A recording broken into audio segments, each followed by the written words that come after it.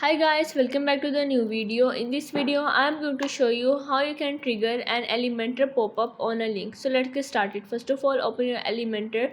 Once you are in, you have to go on the pages and here you have add the new page.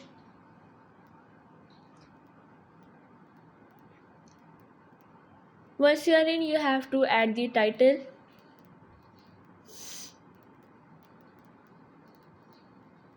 and click on edit with Elementor. Now once you are in, you have to click on this plus button and select the structure.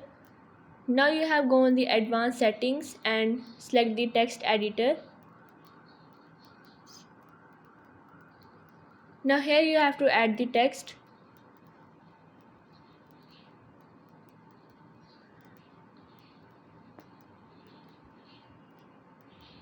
I want my pop-up to appear when I link and click on the text.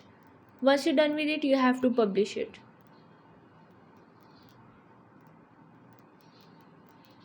And now you have to click on the have a look.